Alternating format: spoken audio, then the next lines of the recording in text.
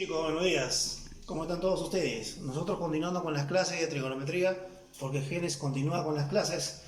Ahora vamos a desarrollar el tema 4, correspondiente al quinto año de secundaria, en el tema razones trigonométricas de ángulos en posición normal. Y como es costumbre ya para todos nosotros, tenemos ahí en la pizarra bosquejada toda la parte teórica con los problemas que en esta oportunidad son también de resolución en clase. ¿Correcto? ¿Sí? Ok. ¿Qué tal? ¿Cómo está? Buenos días. Mira, vamos con la parte teórica, ¿correcto? Rápido nomás porque no tenemos mucho tiempo. Sabes que tenemos solamente 20 minutos para desarrollar todo el tema. Primera parte de definición. Me dice un ángulo en posición normal. Primero vamos a definir cuándo un ángulo está en posición normal.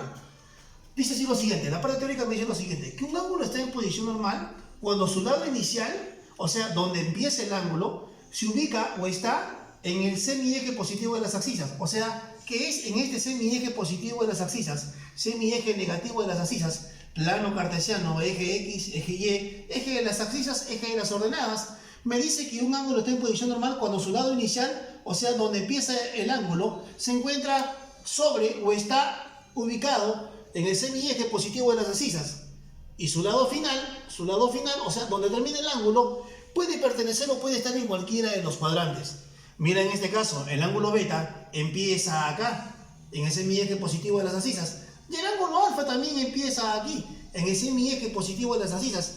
Profe, pero un ángulo va en sentido antihorario y el otro va en sentido horario. Eso no importa, hijo. El sentido no interesa. Lo importante es que este ángulo tiene que empezar acá. Y otra cosa más importante también, que el vértice, o sea, alrededor del cual el vértice gira el ángulo, ¿no? O sea, su vértice del ángulo tiene que justamente coincidir con el origen del plano cartesiano, o sea, justamente en este punto. Ahora, según lo que está acá, tenemos acá plano cartesiano primero, segundo, tercer y cuarto cuadrante.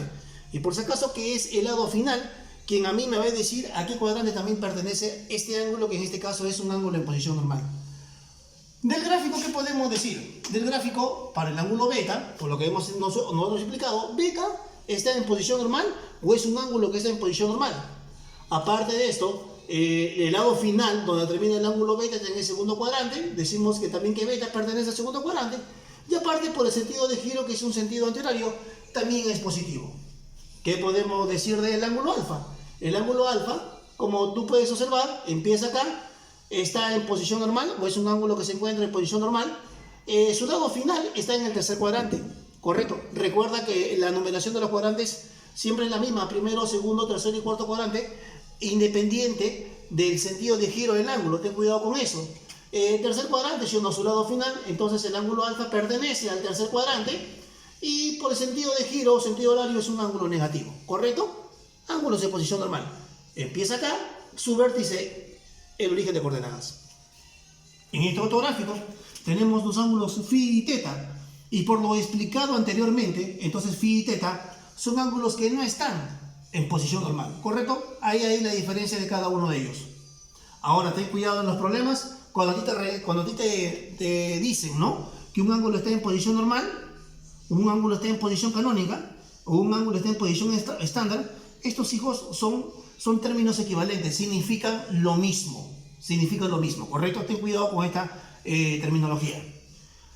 Vamos con otra parte de la teoría que dice el radio vector. Tenemos ahí el plano cartesiano, tenemos el ángulo en posición normal beta, ya sabemos por qué beta está en posición normal. Tenemos un punto que le pertenece al lado final del ángulo beta, que en este caso le voy a poner el punto P de coordenadas X punto y coma Y, ¿correcto? X punto y coma Y.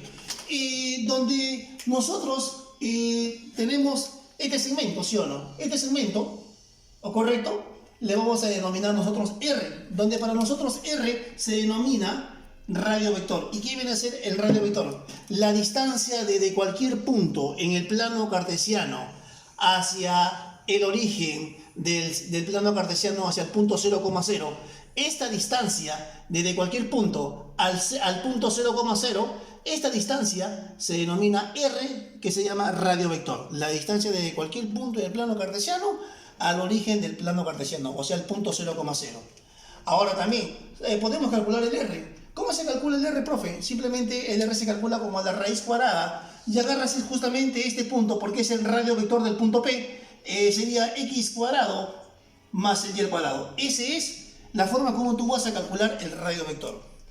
En este gráfico que está acá, nosotros vamos a sacar las razones trigonométricas del ángulo beta, y estas son seno, coseno, tangente, cosecante, secante y cotangente, donde se determina o se define que el seno del ángulo beta, que es un ángulo en posición normal, el seno sería el valor de la ordenada sobre el radio vector. El coseno sería el valor de ¿quién? El valor de la abscisa sobre el radio vector. La tangente del ángulo beta sería el valor de ¿quién? De la ordenada sobre la abscisa. La cosecante, como el seno y la cosecante son recíprocos, es al revés. ¿A qué sería la cosecante de beta? Radio vector sobre ordenada. ¿A qué sería secante de beta, que es el recíproco del coseno? Al revés, ¿sí o no? Sería radio vector sobre la abscisa. ¿Y a qué sería igual la cotangente de beta? La cotangente es el recíproco de la tangente, o sea, es al revés. En este caso sería abscisa sobre ordenada. ¿Correcto? Tenemos ya las razones trigonométricas de este ángulo beta, que es un ángulo en posición normal, que como tú ves acá, para eso también teníamos que haber calculado en radio vector, porque es necesario. ¿Correcto? ¿Sí? Sigamos acá. Signo de las razones trigonométricas. Tenemos el plano cartesiano. Tenemos el primero, segundo, tercer y cuarto cuadrante. Acá, ángulos comprendidos mayores que 0, pero menores que 90, están acá. En el segundo cuadrante están los ángulos que son mayores que 90, pero menores que 180. En el tercer cuadrante están los ángulos que son mayores que 180, pero menores que 270. Y en el cuarto cuadrante están los ángulos, aquellos ángulos que son mayores que 270, pero menores que 360. Profe, ¿por qué no puede ser 90? ¿Por qué no puede ser 90, profe? ¿90 a qué cuadrante pertenece? 90 no pertenece a ningún cuadrante, hijo, ¿correcto? Por eso, estos ángulos que justamente coinciden con los ejes se le denomina ángulos cuadrantales, que es otro tipo de definición, ¿correcto? Que no es el tema de hoy día. Ahora, las razones trigonométricas tienen signos, pueden ser positivos o negativas, dependiendo del cuadrante, del arco o del ángulo que le afectan a ellas. En el primer cuadrante, aquí hijo, recuerda que todas las razones trigonométricas son positivas, todas, ¿ok? Seno, coseno, tangente, cotangente, todas son positivas. En el segundo cuadrante solamente son positivas, en este caso, el seno y la cosecante. En el tercer cuadrante solamente son positivas la tangente y la cotangente, son positivas. Y en el cuarto cuadrante solamente son positivas el coseno y la secante, ¿correcto? En este cuadrante, positivo solamente seno y cosecante. El coseno, la tangente, cotangente y secante son negativas. Acá positivas, perdón, discúlpame, acá positivas solamente el coseno y la secante. Acá la tangente, la cotangente, el seno y la cosecante son negativas, ¿correcto? Pero para eso tienes que tener muy en cuenta que el ángulo que afecta a la razón trigonométrica, tienes que saber en qué cuadrante está. Esto lo vamos a ver con unos problemas que están más adelante, ¿correcto? Ok. Vamos ahora a ir con los problemas de resolver en clase. Me pide, en la pregunta número 1 me dice, en el siguiente gráfico haya la siguiente expresión, L igual seno de teta más coseno de teta. Correcto, tenemos ahí el ángulo teta, que es el ángulo en posición normal, ya sabemos por qué está en posición normal. Tenemos el punto P, lado final del ángulo teta, menos 3,2 de coordenadas, y me dice calcula seno de teta más coseno de teta. Profe, pero lo que pasa es que yo tengo que aprenderme todo lo que está acá, profe. Todo esto, abscisa sobre ordenada sobre radio vector, el radio vector sobre abscisa, ordenada sobre abscisa, tangente. ¿No? Mira, vamos a hacerlo de manera bien práctica, ¿ya? Lo vamos a hacer así. Acá está, hasta acá solamente la parte teórica, ahora vamos a ir con la parte práctica. Para que tú desarrolles ese problema, no te hagas problemas, hijo. Mira. Este punto que está acá, que es el punto menos 3,2, vas a hacer lo siguiente, mira. A este amigo que está acá, le vas a llamar tu cateto adyacente, para ti. Y a este amigo que está acá, va a ser tu cateto opuesto. Ah, ya, profe, tengo el cateto adyacente y el cateto opuesto. Sí, mírame. Entonces, ¿qué vamos a hacer nosotros? Mira. El cateto adyacente para mí, ¿cuánto vale? Menos 3. ¿Qué más? El cateto opuesto para ti, ¿cuánto vale? 2. ¿Qué te falta a ti? Mi hipotenusa. Hijo, la hipotenusa para tus problemas va a ser el radio vector. ¿Y cómo calculamos el radio vector? Sabemos que el radio vector, por acá por favor, es igual a la raíz cuadrada de x cuadrado más y cuadrado. Y ese es justamente lo que vamos a utilizar o lo que vamos a hacer acá. ¿A qué es igual el radio vector? Ah, ya. Es igual a la raíz cuadrada, ¿no? ¿De quién? De el x al cuadrado, que sería menos 3 al cuadrado, más el y al cuadrado, que sería 2 al cuadrado.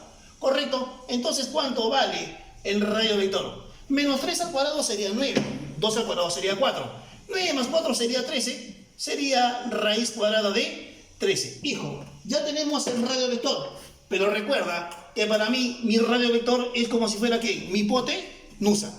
Ya tienes el cateto adyacente, tienes el cateto opuesto, tienes la hipotenusa. Me piden L igual seno de teta más coseno de teta. ¿A qué es igual seno? Seno es cateto opuesto sobre hipotenusa. Pero hijo, ¿cuánto vale seno? Perdón, ¿cuánto vale el cateto opuesto? 2. ¿Y cuánto vale la hipotenusa? Ah, profe, raíz de 13. Y ya está. Qué fácil, mira, a ver. Oye, ¿a qué es igual más el coseno de teta? ¿A qué es igual el coseno? Coseno es cateto adyacente sobre hipotenusa.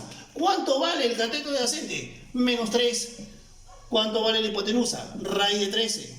¿Cuánto me queda acá? 2 menos 3 sería menos 1 sobre la raíz cuadrada de 13. Racionalizando, que ya a estas alturas saber racionalizar, entonces el L sería menos la raíz cuadrada de 13, discúlpame, la raíz cuadrada de 13, todo sobre 13, y esa sería tu respuesta.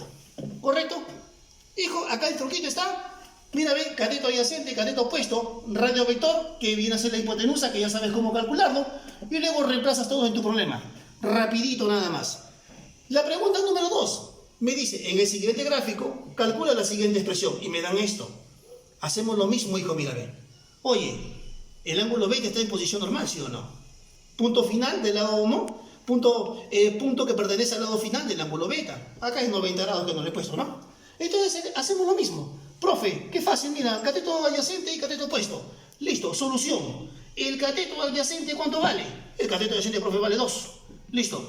¿Cuánto vale tu cateto opuesto? Profe, el cateto opuesto vale menos 1, profe. Ahí está, menos 1. ¿Qué me falta? Profe, me falta el radio vector, que para nosotros, profe, viene a ser la hipotenusa. Y ya sabemos cómo calcular el radio vector, justamente el radio vector, pero de este punto, ¿cierto o no es cierto? Este radio vector que está acá, este radio vector que me falta hallar, sería la raíz cuadrada de el x al cuadrado, que en este caso viene a ser el 2 al cuadrado, más el y al cuadrado, que el y viene a ser el menos 1 al cuadrado. Oye, entonces, ¿cuánto vale el radio vector? 2 al cuadrado, 4. 1 menos 1 al cuadrado es 1. 4 más 1 es 5, que no tiene raíz cuadrada exacta, que sería raíz cuadrada de 5. Y habíamos dicho que este amigo aquí viene a ser tu hipotenusa. ¿Listo?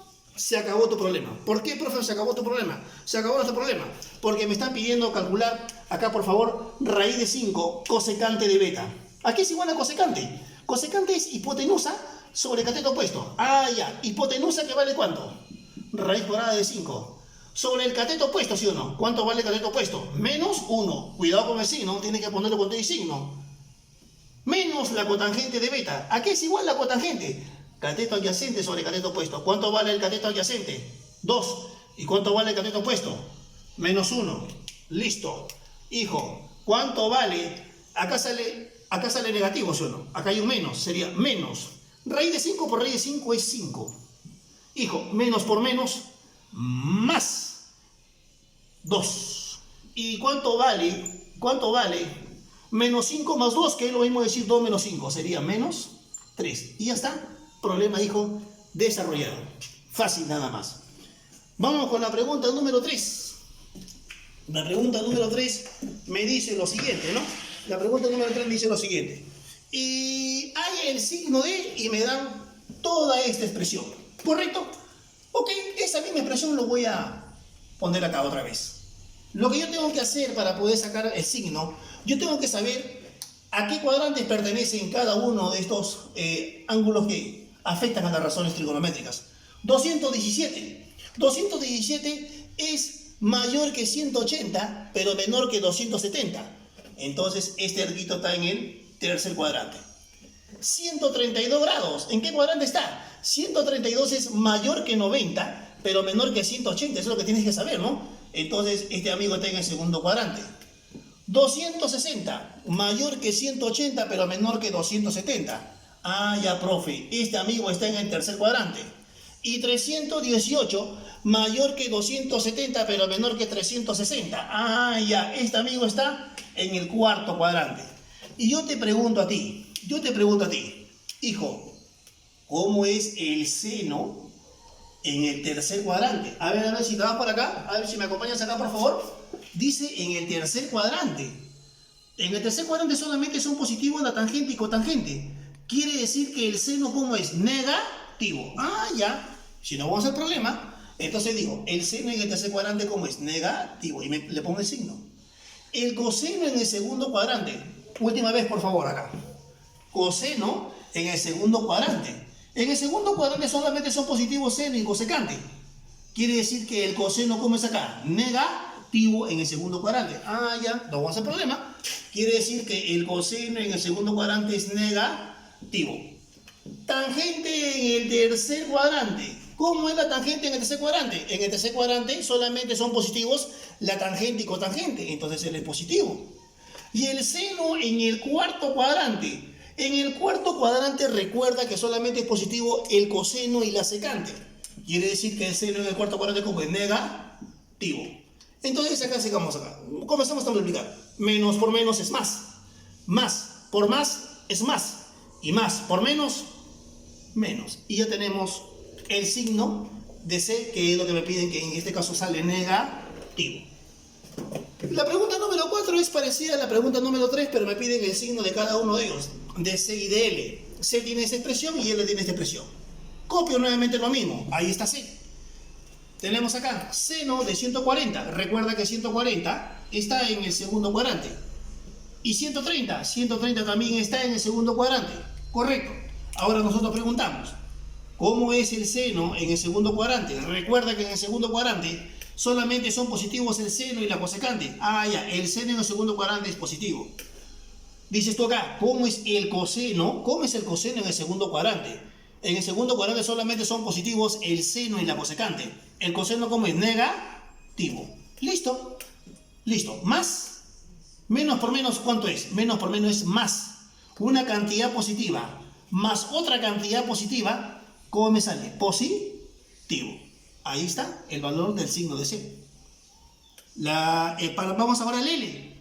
El L nuevamente. 117 hijo está en el segundo cuadrante. 246 está en el tercer cuadrante. Ahora nosotros nos preguntamos y nos decimos lo siguiente. ¿Cómo es la tangente? ¿Cómo es la tangente en el segundo cuadrante? En el segundo cuadrante solamente son positivos el seno y la cosecante. Quiere decir que la tangente en este cuadrante, ¿cómo es? Negativa. Preguntamos acá, ¿cómo es el coseno en el tercer cuadrante? El coseno en el tercer cuadrante, hijo, el coseno en el tercer cuadrante solamente son positivos la tangente y cotangente. Quiere decir que el coseno, ¿cómo es? Negativo. Una cantidad negativa más otra cantidad negativa me sale negativo. Y ya está. C, su valor es positivo, y L, su signo es negativo. ¿Listo? Fácil nada más, hijito. Fácil, todo fácil. Te pongo esto, ¿ya? Fácil. En la pregunta número 5 me dicen lo siguiente. Si el punto P menos 3 puntos y coma 4 pertenece al lado final de un ángulo o del ángulo canónico θ, haya la siguiente expresión C igual 2 seno de θ más coseno de θ. Primero vamos a hacer lo siguiente, mira cómo vamos a trabajar este problema. Tenemos acá el punto P, cuyas coordenadas son menos 3 puntos y coma 4. Ok, ¿qué más, profe? ¿Qué más? Ah, recuerda que este amigo es el cateto adyacente y este es el cateto opuesto. Ah, sí, profe, qué chévere. Ya, entonces nosotros sabemos que el cateto adyacente, ¿cuánto vale? Menos 3. ¿Y el cateto opuesto cuánto vale? 4. Profe, me falta mi radio vector, que es mi hipotenusa. Exacto, ya no voy a hacer raíz cuadrada, ¿no? Lo hago mentalmente. Menos 3 al cuadrado, ¿cuánto es? 9. 4 al cuadrado, 16. 16 más 9 es 25. Raíz cuadrada de 25 es 5. Y recuerda que este amigo habíamos dicho que esto y quién, tu hipotenusa. Ahora me piden, calcula C igual 2 veces seno de θ más coseno de θ. Me piden 2 veces el seno de θ. Pero seno de θ, el seno, ¿a qué es igual? El seno es cateto opuesto sobre hipotenusa. ¿Cuánto vale el cateto opuesto? El cateto opuesto vale 4. ¿Y cuánto vale la hipotenusa? 5. Listo. ¿Qué más? Más el coseno de θ. ¿A qué es igual el coseno de θ? El coseno es cateto adyacente sobre hipotenusa. Ah, ya. El coseno es cateto adyacente sobre hipotenusa. ¿Cuánto vale el cateto adyacente? Menos 3. La hipotenusa sería 5. Si nosotros comenzamos a operar acá, 4 por 2 sería 8 entre 5, más por menos sería menos 3 entre 5. Fracciones homogéneas, 8 menos 3 sería 5. Sería 5 nada más. 5 entre 5 sería 6 igual a 1. Esta parte operativa ya es tuya. 8 menos 3, 5. Entre 5 es 1. ¿Por qué? Fracciones homogéneas puedo operar directamente. Análogamente, igual que el problema anterior, me dice si el punto P de coordenadas menos 2, punto y coma menos 3 pertenece al lado final del ángulo canónico alfa. Dice, calcula C igual 5 veces coseno de alfa más el seno de alfa. Nuevamente, hacemos lo mismo. Agarramos el punto P que tiene coordenadas menos 2, punto y coma menos 3. Ya habíamos dicho, nosotros por hacerlo más práctico, el cateto es el cateto adyacente y para mí ese es el cateto opuesto. Entonces nosotros ya tenemos el cateto adyacente que vale ¿cuánto? Menos 2. Tenemos el cateto opuesto que vale ¿cuánto? Menos 3. Me falta mi hipotenusa, que en este caso es mi radio vector. Mentalmente, menos 2 al cuadrado 4. Menos 3 al cuadrado sería 9.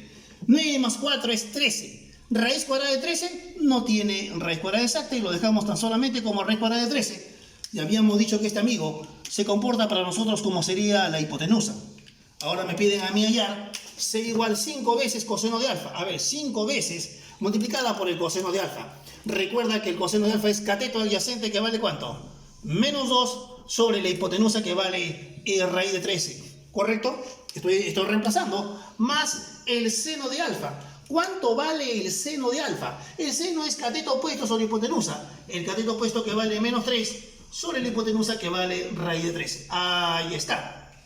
Entonces comenzamos aquí a operar. Sería acá menos 10 sobre la raíz cuadrada de 13. ¿Correcto? Ahí está. Menos 3 sobre la raíz cuadrada de 13. Ahí está. ¿Correcto? Discúlpame. Vamos a ponerlo bonito acá. Ya está. Como son fracciones homogéneas, se me sería menos el 13 sobre la raíz cuadrada de 13. ¿Correcto? Si racionalizamos acá, a ver, ponemos acá por raíz de 13, ¿correcto? Sobre la raíz de 13. Ahí está. Hijo, raíz de 13 por raíz de 13 es 13. Se va. Entonces, ¿qué me queda acá? Entonces, el valor de C es igual a, acá hay un menos, cuidado ahí, sería menos la raíz cuadrada de 13 y esa sería la respuesta a tu problema. Bien, hijos, como tú ves, discúlpame si soy un poco rápido, pero creo que es entendible. Acá solamente el único truco es cateto adyacente, cateto opuesto, radio vector que sería hipotenusa y luego reemplazas todo. Eso ya lo sabes por razones trigonométricas. Un detalle nada más. Acá solamente hemos visto las razones trigonométricas de un ángulo que está en posición normal.